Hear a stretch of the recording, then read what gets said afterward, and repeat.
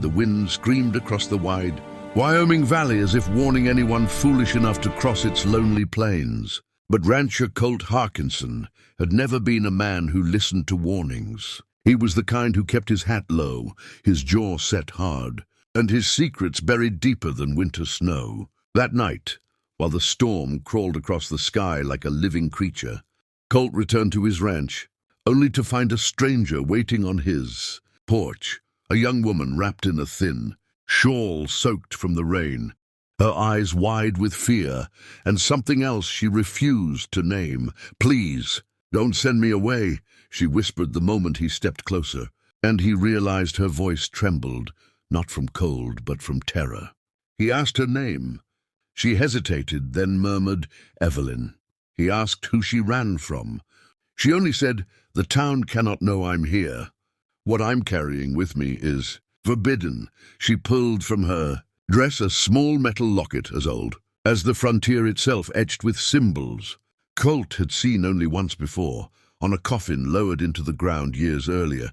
The coffin of his older brother, who died under mysterious circumstances after claiming he'd uncovered a conspiracy that could destroy the entire county. Colt's breath caught. Evelyn noticed. "You recognize it," she whispered. "Then you know the danger."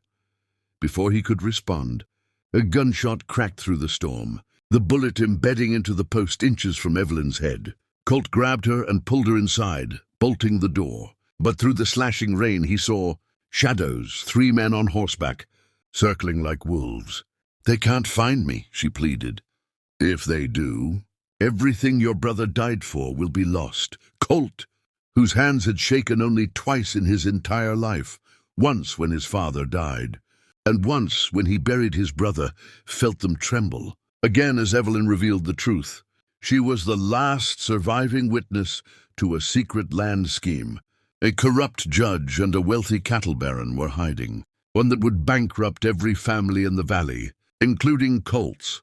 The locket didn't contain a picture. It contained a folded document signed by both men, proof of their crime, and Evelyn had risked everything to escape with it. But what shook Colt most was not the document he had long suspected. Foul play, it was the final line scribbled in faded ink.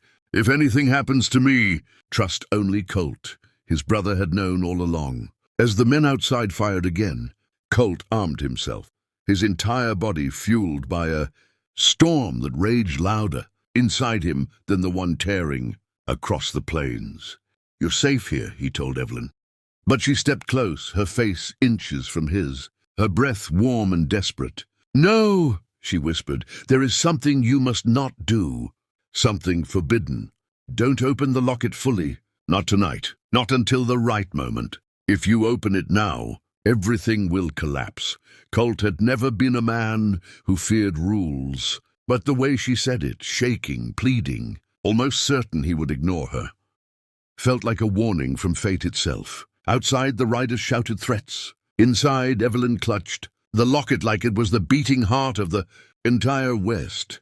Colt stood between her and the danger, unaware that the decision he was about to make, whether to obey her warning or break it, would ignite a chain of events that would shake the entire town by sunrise and change the destiny of both their lives forever. And as lightning lit the sky, Evelyn whispered the words again, staring directly into his soul. "Colt, I'm begging you. What you're thinking of doing, it is forbidden." The sun crawled over the Wyoming horizon like a slow-burning fuse, lighting the valley with a pale gold that did nothing to quiet the chaos of the night before, because Colt, despite Evelyn's trembling warning, had opened the locket before dawn.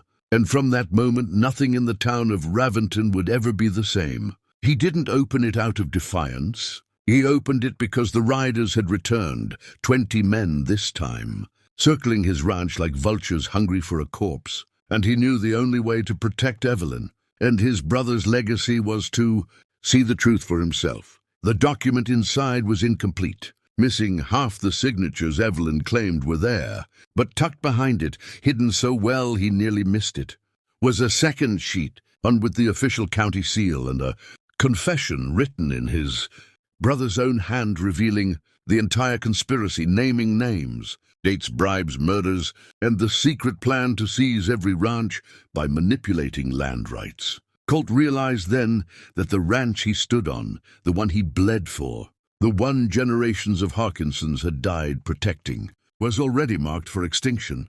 And as he stared at the ink, he understood why Evelyn had warned him not to look.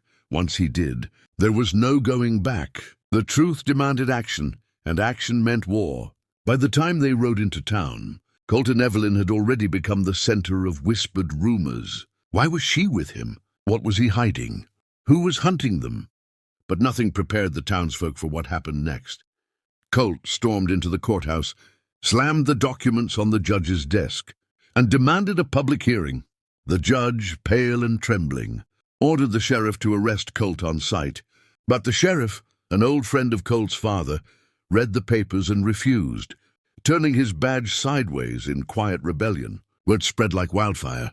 Within minutes, the entire town gathered, forming a circle around Colt, Evelyn, the corrupt judge, and the cattle baron, whose wealth had long controlled the region from the shadows. The judge claimed the documents were fake. The cattle baron claimed he'd never seen Evelyn in his life. But then she stepped forward, lowering her shawl, revealing bruises on her arms from the night she escaped their hired men. The crowd gasped.